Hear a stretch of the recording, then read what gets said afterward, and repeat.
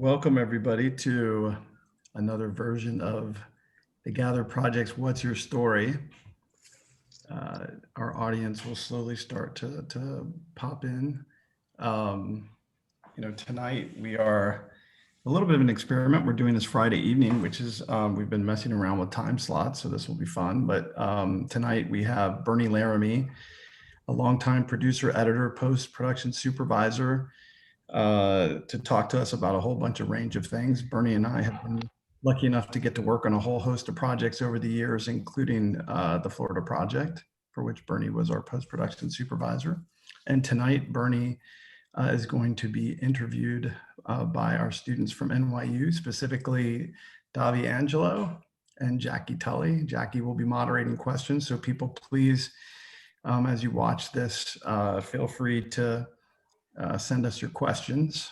As always, this is the Gather Project. Please check out gatherproject.net. We're all about connecting people who love film, and we do projects like this. So if you're interested, please take a look at gatherproject.net and sign up for our mailing list so that you can get information about what we're doing. But without further ado, I'm going to turn it over to Davi and Jackie. Tonight I'm going to hang out and be available as Barney talks if he wants to throw anything my way. But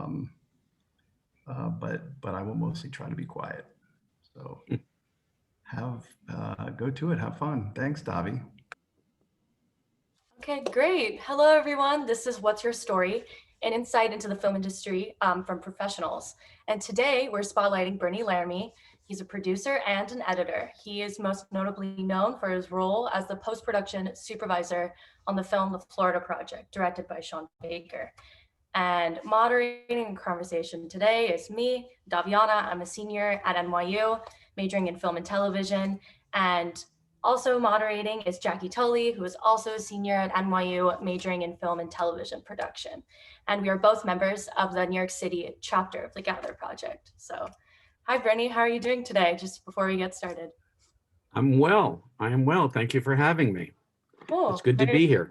I'm very excited to talk to you. So, a little bit about, getting started in the industry, something I want to talk about first, especially as, aspiring filmmakers during this time with everything being so uncertain and unknown. It's great to be able to talk to people who are in the industry and get their insights and opinions on certain things.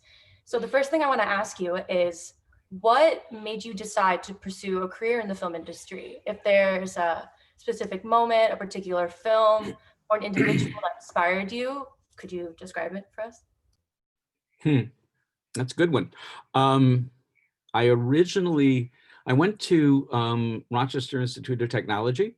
I was born and raised in Rochester. I grew up and Dad worked at Kodak, so I was always around kind of the film manufacturing side. Got interested in photography, decided to pursue that. RIT at that time had a world-renowned school. It was kind of Kodak school, of course. I went in with the idea that I was going to become a photojournalist. While I was there, they started a motion picture department. And I don't remember the exact moment, but I do remember that there was a film that we saw about unit production managers over at Universal Studios and how they did their job. And I thought, that's cool. I would really like to, be involved with that. So I didn't get into the industry thinking I wanted to be an editor or in post-production at the outset. But as soon as I was finished with college, I and my best friend, we put everything we owned in the car and we traveled across the United States and landed in Hollywood, knowing absolutely no one and having to figure out how to get our way into the industry, which was probably as challenging then as it is today. It's very, very difficult to get in, and it's all based on, I wish I could tell you that it was based on some formula. I think there's a certain amount of luck. I think there's a certain amount of, determination that you need. I often say to people that I think I succeeded in getting in because I didn't have a B plan. I, to this day, have no idea what I would have done if I hadn't gotten into the business. So I got in, and I was originally on the production side. I did a lot of directing and did commercials. And part of that became, we actually had a production company called Videography, and we did video originated single camera commercials, which was pretty radical in the day.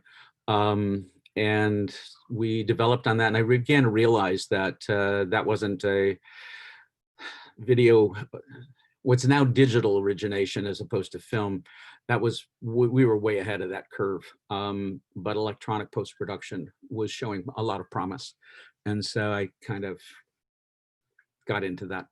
I'd always loved editing. If you like doing puzzles, editing is a great craft to be in. So, as I got married and I started having children, I didn't want to travel because I had been traveling to Canada and to Australia, and I had done a lot of stuff on the production side. But as the children started to come along, I gravitated more towards post-production and post-production visual effects, actually. And that's kind of where I've spent the last 30 years. Wow, that's amazing. Your whole story. That's great. Especially the bit about like where you're from and like the Kodak school. That's super, super interesting. So you did talk a little bit about how like you didn't initially set out to be an editor when you first like broke out into the industry, but that's just something that you like fell into. I want to know, like, why do you think editing is an essential part of the filmmaking process?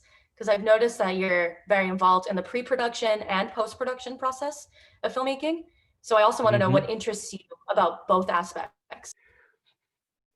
Well, I used to teach a class at UCLA Extension called post-production, and I did that for a number of years. And I used to always start off by telling my students that, post-production actually begins in pre-production. And when I'm feeling really cynical, I will tell people that, if you really think about it, post-production does not need production, but production needs post-production. We can do animated, we can do entire shows based on stock footage and never shoot anything, right? So, the post-production part of the process is absolutely essential. The production part, jokingly, not so much. It's really kind of like being the goalie on the hockey team. When things really get interesting, it all comes to the truth when you're in the editing room.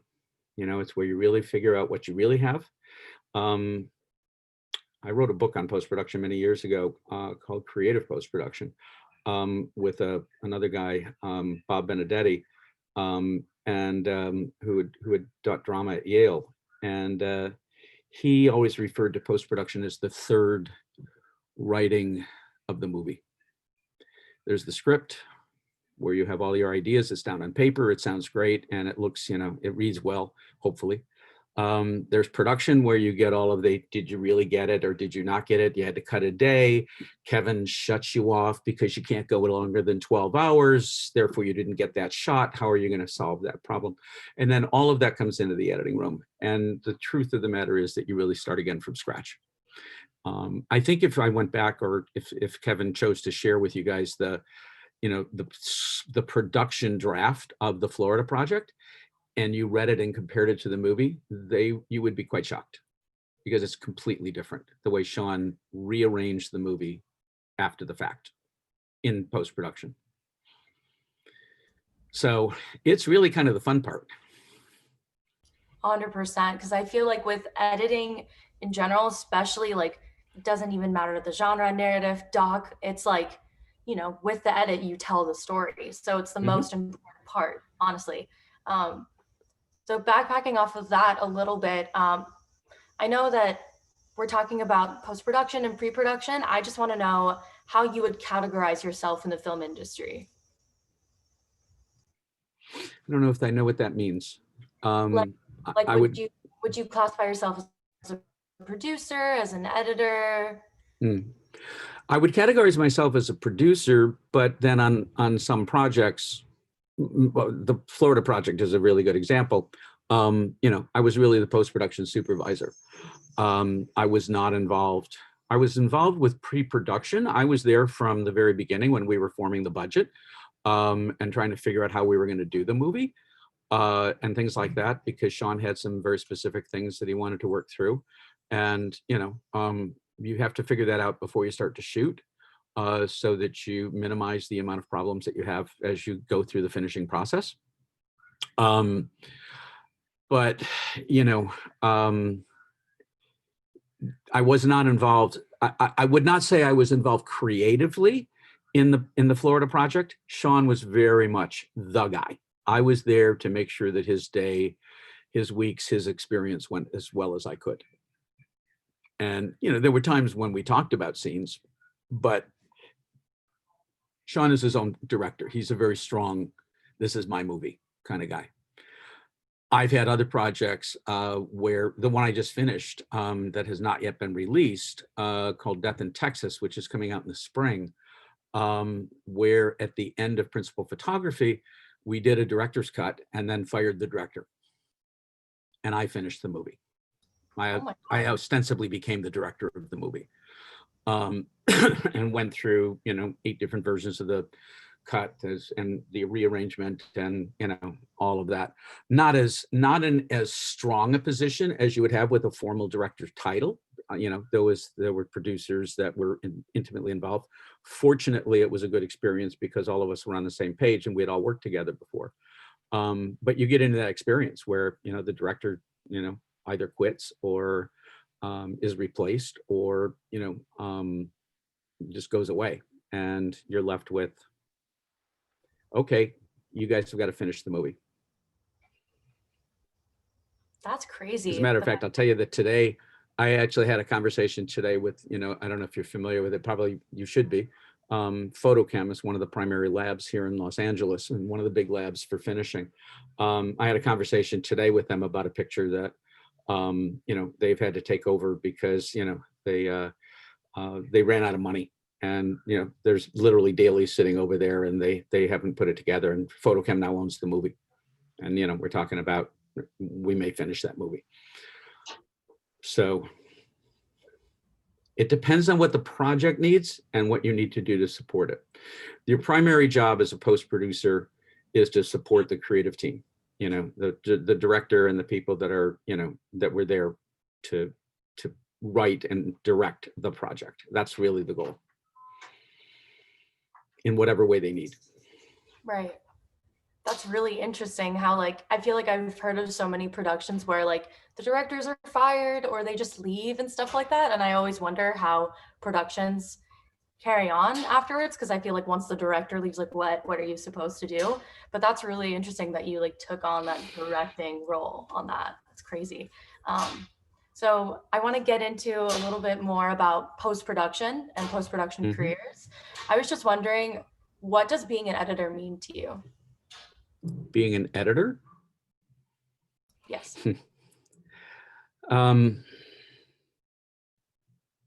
Well, defining an editor is harder than it seems, at least to me, because I've done it for so long, or I know it so well. But a very good friend of mine who was a feature editor years ago said that he was always uncomfortable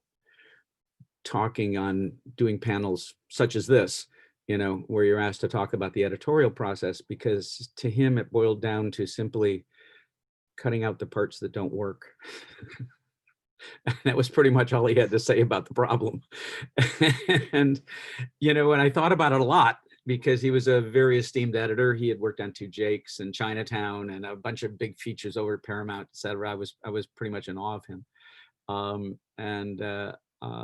You know, that was kind of his take on it. It says you're just cutting out the parts that don't work, and listening. And I think that's the hard part, listening to your gut. The editor's really there to kind of be the voice of reason as well as the voice of reality. You know, the director may think he's got it, but you have to kind of look at him sometimes and say, you don't have it, but maybe we can do this. And I think that's where the editor really starts to contribute to the project, because they have a fresh set of eyes. I know a lot of editors that don't enjoy going to set. They don't really want to know. A lot of them don't even want to know what the uh, war stories are on the set, what the problem days were and what days worked and what days didn't, because they really know that ultimately they just have to look at the material that's in front of them and figure out how to put it together in the best way possible. So they're instrumental and generally, very collaborative. When we were finishing Death in Texas, to use that as an example, I know you guys you can't have the opportunity to see that until it's released, but what I feel about editors is that the director, editor, most editors don't really like the experience of just closing the door and cutting the movie themselves. They really need that collaboration between the director or someone that they can show things to. When we were doing Death in Texas, Mike Hugo, who's an excellent editor, who worked on that film, who was the assistant editor on the Florida project, but he's cut a number of features since then. And, he and I would talk for hours per day when we were editing, and then he would go away and, I'll talk to you in a few hours and come back and show you a scene, or, we talk for a few hours in the morning and then maybe later in the afternoon. But, they need that sense of being able to share something, show something, and see how it's feeling and see if they're getting the same reaction that they thought they were going to get, without showing it to a larger group, share it intimately, if you will. So it's hard. I always, my son is an editor. And when he started to show interest in doing that, after I tried diligently to discourage him, of course, I said to him that, the best advice I could give him was to, he was very young, actually, he was in his early teens. And I said, no one's ever going to be able to teach you how to edit. You can learn, but nobody can teach you. And the best way you can learn is, number one, stop looking at junk on television. And number two, just go to AFI, pull up the AFI list of all the best movies. Go to Amazon and Netflix. They all have their top list of, the best films of all time, et cetera. And start somewhere, but look at them all. Just sit down and look at them all. And sure enough, he went out and, bought 400 DVDs and actually did. And amazingly, it works. He knew the language. It wasn't even a specific set of instructions here. Look at these films for this type of thing or those films for that type of thing. That wasn't as important as just sitting and watching a lot of good quality material. And I think that's the secret of learning how to put images together. Yeah, I think it's really important for filmmakers, aspiring editors to view editing, like you said, as a muscle, something that, you have to watch like other films and other means of inspiration to build up that muscle and to just edit as many projects as you can to just get in the habit of things. And yeah, that's exactly right. Yeah, and I think it's also really important, like you're talking about the relationship between the director and the editor, because like, the editor can like go in and kind of kill the darlings and the moments that the director, might really want to be in the film, but the editor may say like, oh, that's like not really relevant. So I think it's really important, like talking about the relationship between the director and the editor, because it's Mike had a number of scenes when he was doing the director's cut before the director was let go. Mike had a number of scenes that he very strongly felt did not belong in the movie. This doesn't work, that doesn't work, that scene doesn't, we don't need that scene, we don't want that scene, is not helping to move the story. And even after the director was no longer involved, it was still a struggle with both Mike and myself and Mike and the other producers as to what scenes were going to come in, what scenes were going to go out. So Mike won some of those battles and lost others of those battles. And a lot of times, and I think this is where this is the magic of the editor. There was a scene that was so problematic that we thought at the outset during production that we were going to have to reshoot the entire scene. And it was going to be extraordinarily expensive to reshoot because it involved Bruce Dern, who is a very expensive actor to bring back. And we were really concerned. We were trying to figure out how much it was going to cost, et cetera. And Mike went in one day, a couple of days, and went at that scene and came back at us and said, you know, take a look at this. And I think if we shoot some inserts, we can make this scene work. And he showed us his cut, and it was changed, it was modified, it was improved after he did it. But it was when we saw that, it was like, oh, I think we can do this. I think we can make this work without having to reshoot everything. And we ended up at the end of the day, what would have been a major 2-day reshoot with major talent, and all of that turned out to be a small insert day that we shot and picked up some inserts, and we were done. And the scene works terrific. So, you know, the editor is that's when they go away. You know, editors oftentimes are very shy. They don't, you know, they will tend to come in and say hello and go to their office and just cut and close the door. A lot of them, they don't interview well. It's very hard to interview an editor and really get a sense of what they're going to bring to the project. That's I always thought one of the most difficult things. And it's hard because when they bring you their reel, you have no way to really be assured how much of that reel is their work versus the director or the other people that were involved in the finishing process. Whereas a production designer or a costume designer or somebody like that can say, you know, I did these costumes and this is what they look like. And you kind of have a better sense that, you know, this is what they're, you know, they're the people that we want. It's harder, I think, with an editor. It's much more relationship based. So, you know, an editor is a critical part of the party. You know, and we've fired editors too.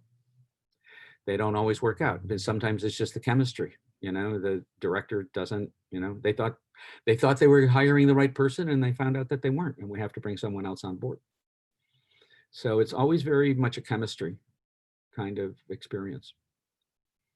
Yeah, that's super interesting, especially like for me as someone who is an editor. Whenever like I show my reels and stuff to other directors, I feel as though that's not an accurate depiction of like my creative realm and stuff like that. And it's not until like I get to meet the director and we have the one-on-one collaboration that I feel like that's where the work really comes. And I feel like also when you were talking about how like, you know, ideas that in the onset like may seem like they could not work could eventually work.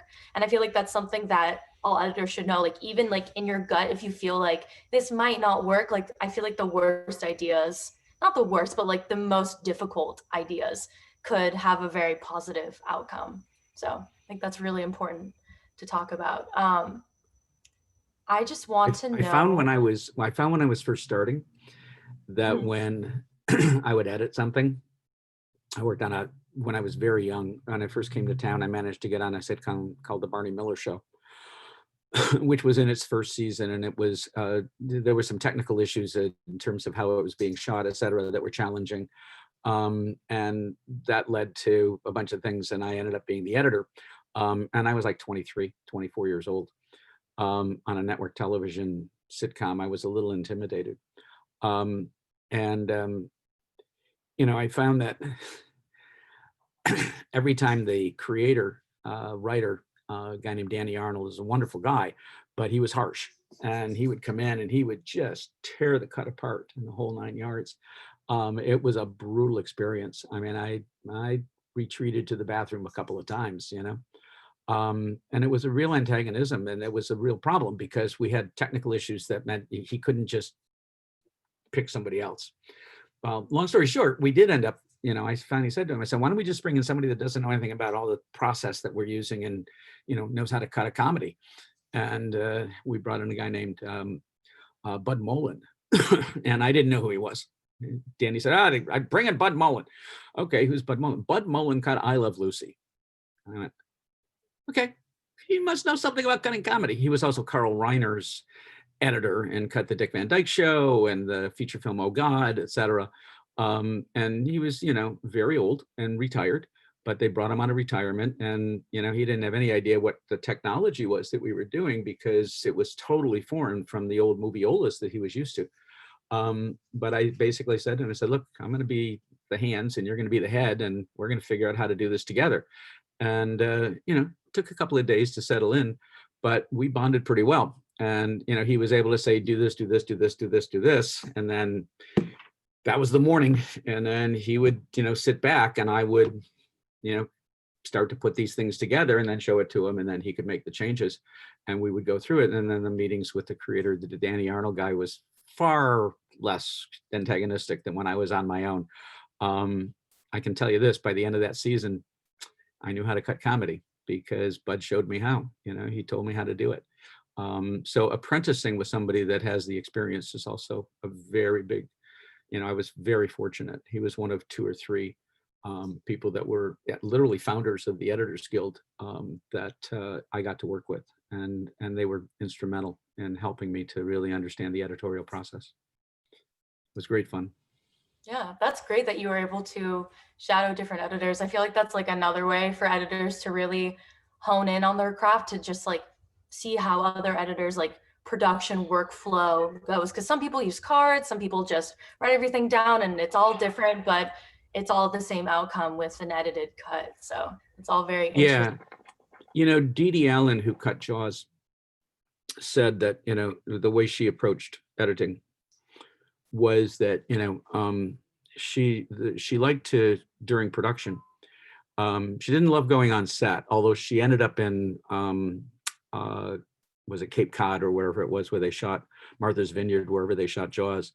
She ended up going there. But the way she liked to work was that she would get dailies, which in those days were in film, and she would sit by herself or with an assistant in the projection room, and she would literally make them run all the dailies 3 times.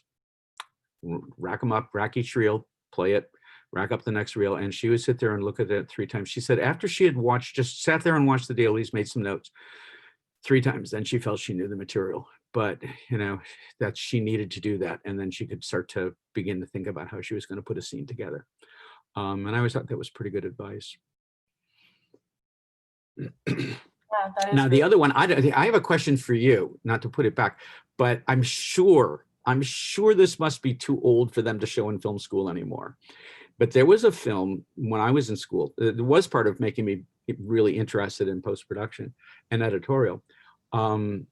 And I'm not sure if I remember the name of it, but it was basically a black and white movie, and it was made by the American Cinema Editors, ACE.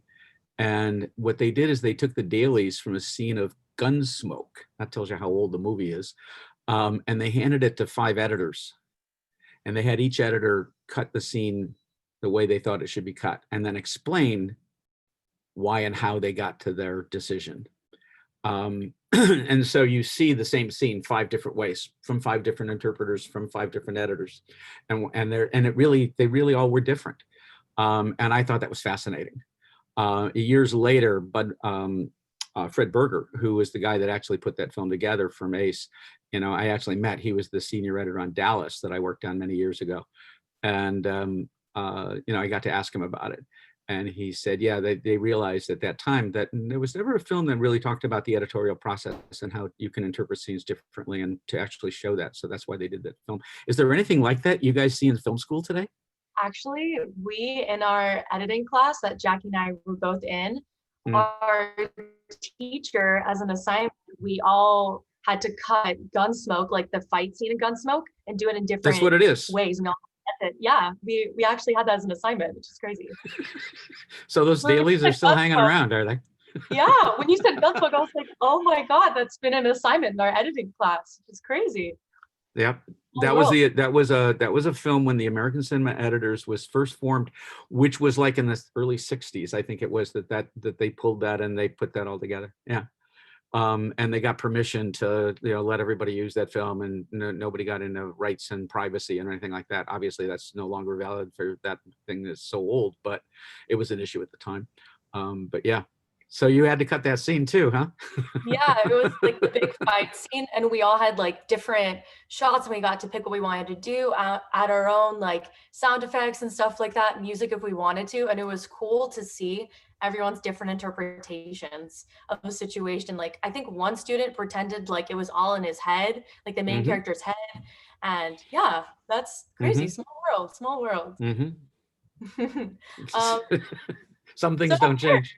yeah, some things don't change, I guess. So just backpacking off of that a little bit, I just want to know your thoughts about different careers that exist in the post-production world, like VFX, sound design, like with Foley, color correction. Could you talk a little bit about that from what you know? Wow. Well, they're all, there are so many different areas, and I mean, you hit a bunch of them right there.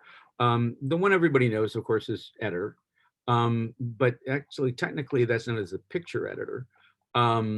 There is also the sound editor.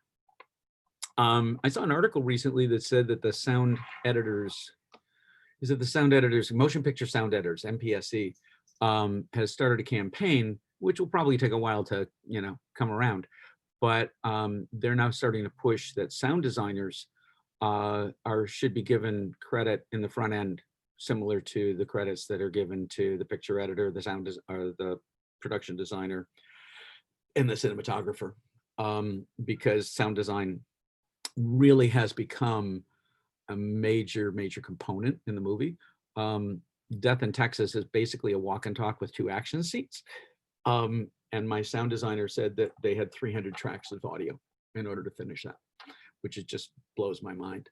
So that whole area of sound design, sound is probably the most amount of production value that you can bring to a movie for the least amount of money. The amount of money we spend on sound is so minuscule compared to its value in making the movie work, that it's really an underrated area, and people that have a good sense of sound and sound design, are invaluable, and obviously the favorite. That would be an area that I would certainly encourage people to look at, if they have any interest in sound and sound design, etc. Obviously, it crosses over easily to music. The way music is used today is far different than the way it used to be used. A lot of music is sound design. And so there's a little bit more handholding, or a lot more handholding than there used to be. But music is obviously its own separate field. Color correction, that's a deep area. And a lot of guys, the colorist I love to use whenever I can, I always joke when I recommend him that his hobby is painting. So in his off time, he colors with acrylics, and then on his on time, he colors with pixels. He's just totally into the color thing, and he's phenomenal. And that's a whole area. There's sound, there's color. What other areas? Those are the main creative ones. But I got to put a plug in here. The other area is assistant editing, and I think that it's really underrated. It used to be in the old days that you started off in the union. Now, let's do the studio system, okay? Independents were always different, but in the studio system, if you could manage to get in at all, which was difficult in the day, but you started off as an apprentice, which basically meant you could sit in the room and you got coffee.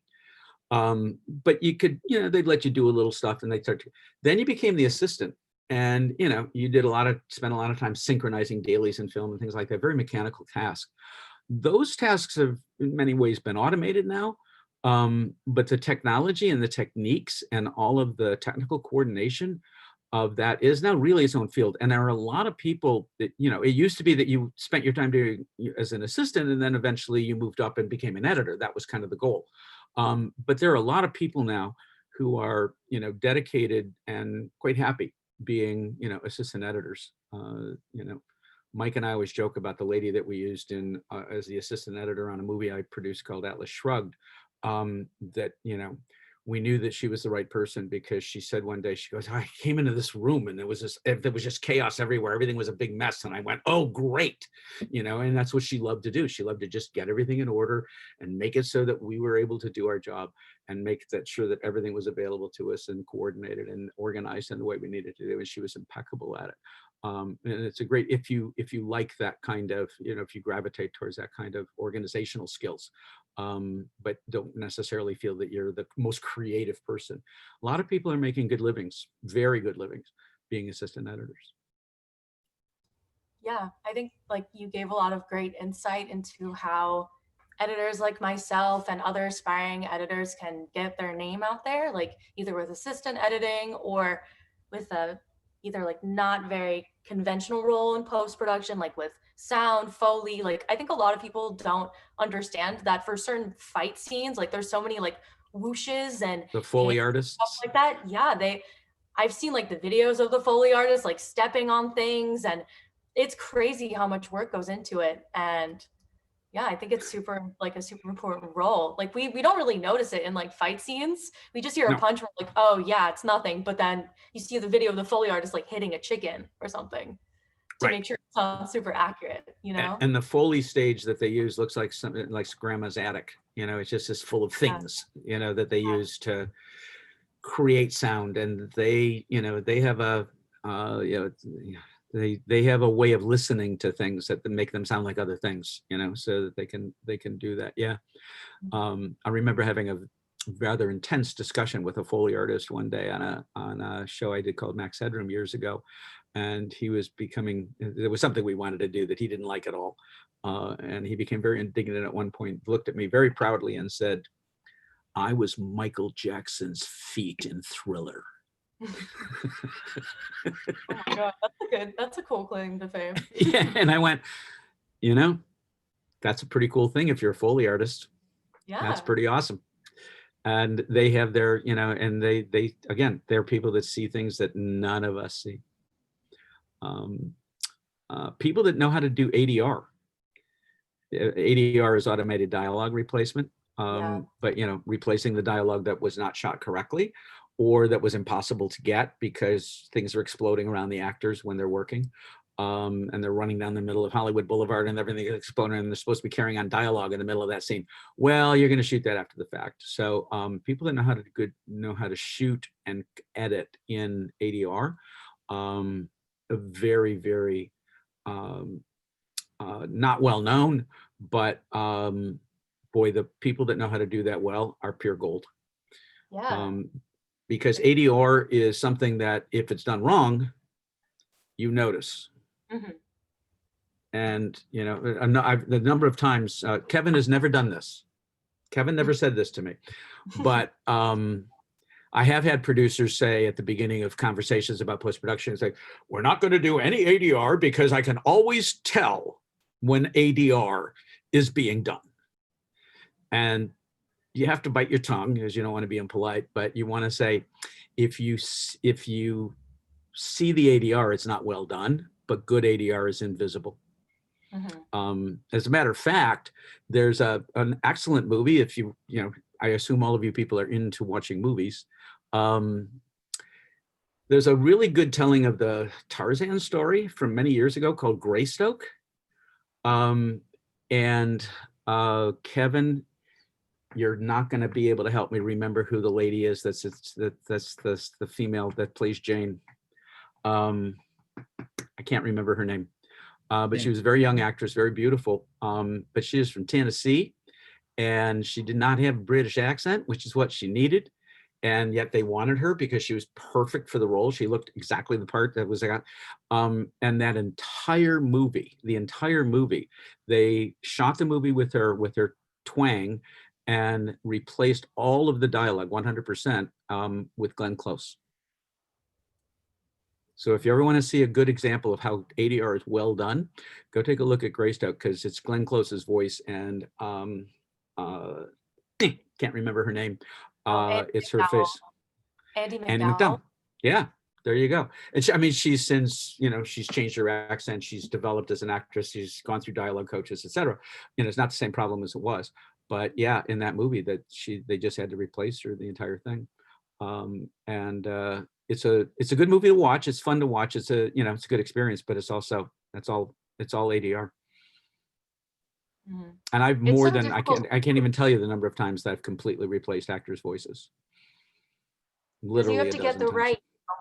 you have to get the right breath, you have to get the right tone and everything. It's so hard to match up. People don't Hmm.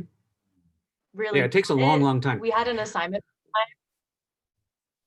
We had an assignment where we had to like sort of do an ADR, and it was so difficult. We were there for like 2 hours trying to figure it out. So Hmm. that's it's Oh super yeah, interesting. Kevin. Let me I don't see. remember Oh, if Kevin and I had this debate, but when we started spotting, when you do ADR, which was very difficult, by the way, on the Florida project, because Sean had to deal. He had a great relationship with the kids, but you're now not only doing ADR, but you have to do ADR with children, and that is very difficult, and it takes a long time. I usually figure that you can at best shoot about 10 lines of ADR per hour. That's it, even with professionals in the best of circumstances. yeah. The concept of like I never thought about that with like ADR in the Florida project, because like child actors are very hard to manage and stuff like that. And like, when they deliver certain lines, it could be different and like they might not understand it. So that's really Well, interesting. and I, I'd have to look it up to the actual number of lines that we shot. I'm sure I've got it in an archive someplace, but Mhm. there were probably a couple hundred lines. Wow, that's crazy. And on Death in Texas, again, you haven't seen, but I think there were, including ADR also includes group, Mhm. Walla group, as it's sometimes known. Yeah. So that does kind of, add to the count, but we had 400, 500 lines of ADR that we shot for Death in Texas. And it was a walk and talk, and the audio guy was great. I mean, it wasn't he didn't do anything wrong. It was just stuff that we needed, to Mhm. make story work. A couple of a lot of times you'll add a line, cut over the actor's head and add a line that'll help clarify a story point or something like that. So, you have to bring them in, and you may have to shoot the ADR around them in order to make everything match. So yeah, it took about a week of work for us to shoot the ADR for Death in Texas that we just finished. It took Sean a couple of weeks, as I recall. That's quite a time consuming process. Yeah, that's crazy. So we're talking about the Florida project, a project that you worked on. I was just wondering, this is a question from the audience. What has been your favorite project or projects that you have worked on, and why? Are you more interested in cutting like work on like CSI and stuff like that? Because I know you had a lot of work on that, or being the post supervisor for the Florida project. Are you more interested in indies, TV? Hmm. I think that the project, and I know that it's very old, I know that going into this sentence, probably the show that I'm most proud of in terms of the work that we accomplished in post-production was a show I did in the late 80s called Max Headroom. None of you are old enough to remember that show, which is terribly disappointing. But it was the first Avatar. And it had an enormous array of visual effects because it was set, as the story says at the very beginning of each episode, 20 minutes into the future. So it was in the future. It was also a comedy, black comedy. It was a British comedy. It was a British show, where Max was a character that lived only in cyberspace inside of the network and bounded around inside of network television and caused chaos, but had to help the hero solve problems, his counterpart and things like that. And we broke so much ground, all of which is pretty common today. But we were totally on the cutting edge. We were not on the cutting edge. We were actually on the bleeding edge of innovation on that show. And I think that one stands as one of the ones we worked literally 100 hours a week, all of us, and we had a post-production team of 70 people. But I think all of us that worked on that show regarded as probably the one that was the most satisfying creatively. It was not a ratings success. It lasted 2 seasons and that was it. But it's a terrific series. And then of course CSI, because CSI, and I think CSI goes to the issue of post-production. I was a producer on it, but it was really because there were things that we did in CSI that were groundbreaking at the time. CSI was the first high definition television show that was ever produced for a network. And the reason that that's important isn't just because, wow, it's cool, we got the first high def show.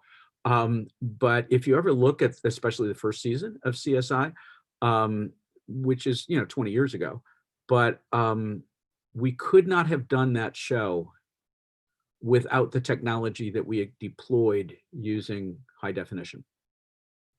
And at the time that they did it, high definition finishing was not on the radar. And so as I was brought onto the project, which is a whole backstory, but the point of it is that, I basically went in and I had to make the pitch, which was, if you want to do the show that you're talking about, the show that you're thinking about, we have to have high definition. We have to spend that money. And the producers were like, why would we want to do that? Only 2 people in the United States have high definition television sets. There are no high definition television sets. Nobody cares. And it was like, if you look at the show, if you look at any of the seasons, that deep depth of color, that whole color palette that we exploited on that show was absolutely not achievable except in high definition. And so that was the thing. And I pointed out to them that in the you never know if you're going to have a success or not. And I said, in the unlikely possibility that maybe the show's a hit, you will be very happy that we did the show in high definition, because you will ensure that you have distribution going into the future. And that turned out to be very prescient. So it turned out to be but at the time that we did that show, there was 1 high definition editing room in all of Hollywood. It was queer. Yeah. And we didn't have any idea what we were doing. We had to figure it all out as we went along. But that show, stands out for that reason. There are other shows that we did. I got to do my fun project. I got to do an IMAX 3D movie with Jim Cameron called Aliens of the Deep, which was all about extreme life forms, documentary that he shot. And, that's how I learned 3D. So I got to learn 3D from one of the best. That was a beautiful experience, and very challenging, very difficult, but a lot of fun. And then right after that, while I was still working for him, we did a TV show that sounds like it doesn't have anything to do with post-production, but it was called The Last Mysteries of the Titanic, and it was done live. I was the technical producer on it, and we managed to get 17 cameras live around the Titanic at the bottom of the ocean and go live on the Discovery Channel. That was a fun project. But the preparation for that, it was 9 months of preparation, amongst which was nobody knew how to get the cameras down that far. Nobody had ever gotten the cameras of that many cameras down at the bottom of the ocean. I don't know if that has been surpassed in years since, but yeah, we figured out how to do that first. It's really interesting when you talked about how with CSI, like it being shot in HD was a newer thing. And I feel like now with production and stuff like that, and how Netflix only accepts films that are 4K, and now film students all want to shoot in higher resolutions because it's easier in terms of coloring or punching in. I just want to know how, like, the change in editing software and just technology, how do you think it's made it like harder for like older directors that have mostly cut on Avid, and how do you think it's easier, more difficult for novice editors who predominantly use Premiere, like myself? You're a Premiere user? Yes. Good for you. Yeah, I like. We use Adobe also. I'm not an Avid fan. I know that Avid is used a lot in schools.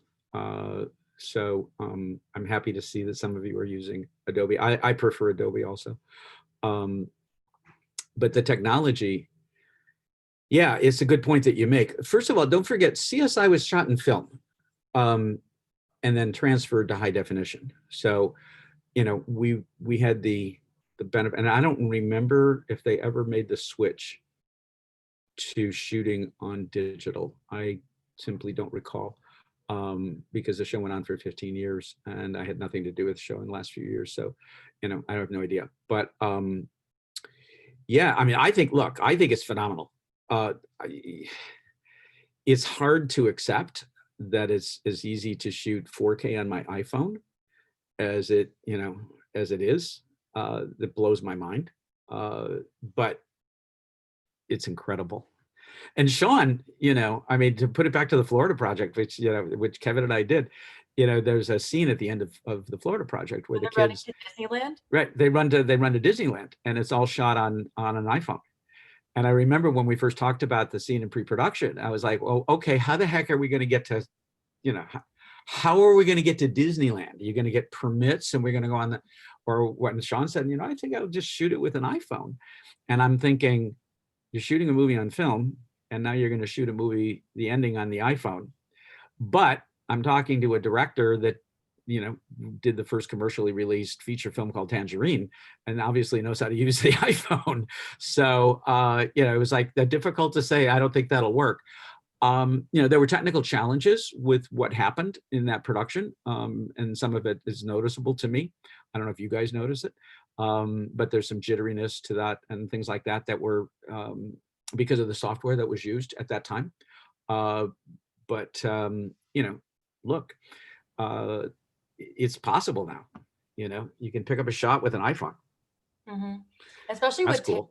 Tangerine, I feel like, the ways in which Sean was able to collaborate with his DP and how he was able to get really good sound made it super impactful. And it just, it shows that like you can shoot a film on like an iPhone, you can just create content on your iPhone and stuff like that. I Okay. wouldn't want to. I wouldn't want to say. I want to share the story about Sean because I love Sean dearly, but Sean always has this struggle because he wants he recognizes that film, is film. I mean, he loves film for what it is and what it can bring to the project and how it affects the look of that he's trying for and things like that. But he hates the fact that it comes with all of this crew. Because he shot Tangerine, and it was just as him and an iPhone and a microphone, and his friends. And so, it was the smaller crew, and he found that was good in terms of working with the actors, in terms of getting in location and really being a cinema verite, if you will. And, now all of a sudden on Florida, he was socked with, oh, we're going to move the camera over here. And it really was, and it's something that, he struggles with. And I think that his cinematographers helps in the best way he can to try and minimize all of that, because you just can't shoot film without a crew. It's just hard. And you can go get an iPhone. I just got another iPhone the other day, and it's pretty cool, and it shoots 60 frames a second, 4K. Yeah, and I feel like it's evident that like with the smaller crew on Tangerine, especially because Sean was working with non-actors, it must have been like a less intimidating experience. And even on the Florida project with Bria being a non-actor, it must have been very difficult to have that whole crew and feel really intimidated. But yeah, it's interesting to talk about how technology has You're right, changed. and it's made more difficult because the subject of the film is kids. So you not only have film, but you've got kids. And that was the first thing I said to him. I said, "Wait a minute, you really want to shoot film with children? Use digital." And he was like, "No."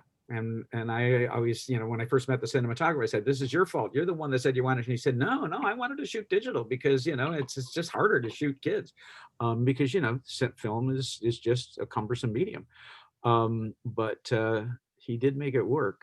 You got to give him points for that, right? He did. And the iPhone footage at the end honestly made the movie for me. It was my favorite part of the whole film.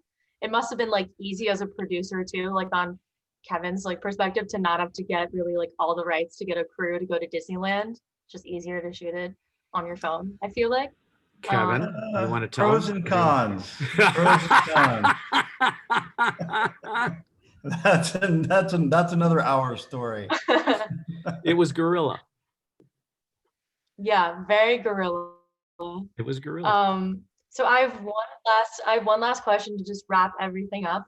I was just wondering, what were some of your favorite films when you were younger? I know you touched upon that a little bit in terms of like your like sparking your interest to get into the film industry, but I was just wondering, in addition to the book that you wrote and stuff like that, are there any other forms of content that you recommend for young professionals or aspiring filmmakers? Films that inspired me when I was young, or Mhm. films that I'm inspired by now? You could do either, Mm. whichever you feel gravitates towards you. I don't know if you know, that's a great question. I can't, you know, I was really into, when I was in college, I was really into, you know, Jean-Luc Godard and a lot of the foreign, you know, films of the day, Knife in the Water, that kind of thing, which aren't really much about post-production. They're really much about story. And John Voight and Dustin Hoffman and Midnight Cowboy, you know, those early films out of the 60s and things like that, that were, you know, coming out as I was just beginning my career. Taxi Driver, the early Martin Scorsese films. Um, you know, I have to say, you know, like, I find some of the Christopher Nolan films of today are, you know, they're interesting to watch. I find them sometimes difficult to follow. But a great example of a great Christopher Nolan, is one of my favorite films, is Memento, which is probably, you know, it's just an it's An just an editor's amazing dream. movie. An editor's dream to work on Memento, I feel like. Yeah, and you really kind of go, how the heck did they put that one together? Because it's all backwards, you know. I mean, the continuity is all backwards in the whole 9 yards. And it's such a story well told. You know, I think that's a masterpiece. Um, you know, I'm looking forward to seeing tomorrow night. My wife and I are going to be looking at Mank. I don't know if that's going to be any good, but I have high hopes. You know, David Fincher's stuff is always interesting to me.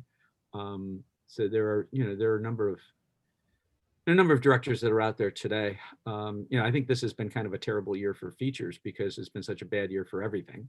You know, and some films that you might look forward to. You know, I always enjoy a good old Mission Impossible. You know, my wife and I will freely confess to the fact that we love the John Wick series. You know, let's just go blow stuff up. And they are also, you know, interesting editorial achievements. So yeah. But I got to say that, and this probably is the editor in me, it always comes back to, for me, it always comes back to story. It's really as simple as that. Tell me a good story. Try not to get in the way of the story, and don't make it about anything other than the story. You know, if you do that, you'll have a successful movie, and it's really about that. Mhm. I agree. I feel like, you know, all the films that I love are mostly ingrained in the story and how it connects to me. And I feel like film is a medium with such an emphasis on storytelling and embracing that and hearing different stories. It's like the reason why I fell in love with it, the reason why you fell in love with it, and why we Mhm. all, you know, are still interested. The ability to take an audience and put them in the palm of your hand and make them laugh or to make them cry, to make them really feel disgust or, you know, love, it's if you succeed in doing that, when you get a scene that really does that, it's a out of body experience almost, Mhm. you know. And you know, when you have it, you'll know.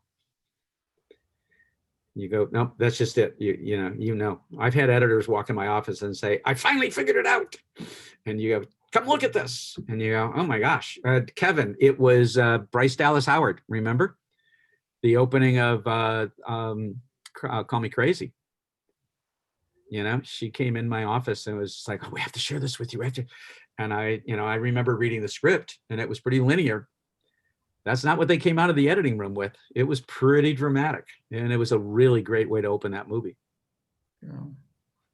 You know, it really just, first of all, thank you, Bernie, for doing this. You guys were great. Davi and Jack, you guys did a great job. But, you know, talking about, you guys mentioned killing your darlings, you know, it's always to be true to the story sometimes requires you to lose something that you like, an image or a moment, or even what might be a great scene, but it just doesn't make sense, you know, and like talking about Sean as an editor, you know, people think of him as a writer and a director, but he also edits his movies. And I think that's probably his greatest strength. He's an incredible editor, and he's very good at that.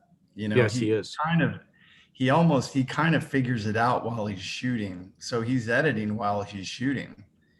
Really, he kind of reworks the story, but what he's doing is he's editing in his head while he's shooting, and he's very good at identifying what he needs to lose, you know, and that is a really difficult thing. My brother is a filmmaker, and we talk about all the time, but, and also we should mention Sean and my brother are both NYU alums, so it comes full Yeah. circle in the conversation. But you know, but always great to hear you wax poetic, Bernie. I'd love to I really Thank you. appreciate you doing this. No, I really appreciate you doing it. Appreciate your time. You know, like I said, it's an area that we don't often get to, you know, that we don't often focus about. I mean, we could talk for hours and hours and hours about, you know, this stuff about sound and music and VFX and all these other elements. And we should dig in and explore more of those with these talks, because there's lots of, you know, interesting areas to talk about. Thank you all for tuning in. For those of you who've tuned in, I'll just mention again, you know, I think most of you are already probably familiar with the Gather Project because you're here, but if you're not, check out gatherproject.net.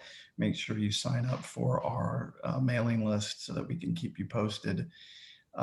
We will be in 2 weeks doing a watch party instead of our regular show. We're going to end the year with a watch party of Borat and do a Q&A with the line producer of the movie.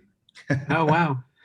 and Buddy's got some stories. I'll bet you that's going to come with stories.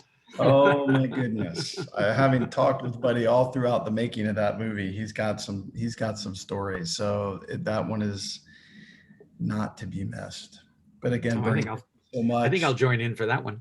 Yeah, for sure. Well, you're on the list, Bernie. We'll make sure we email you and let you know the details, but coming up Great. 2 weeks from yesterday. Anyway, good to see you, buddy. Talk soon. Good to see you. Thank you, Davi, Jackie. Great job again, as usual. Yeah, you did great, Davi. Thank you. Have a wonderful night. Thank you. See you guys. Thank you. Thank you, guys. Have a wonderful night. All right. Bye-bye.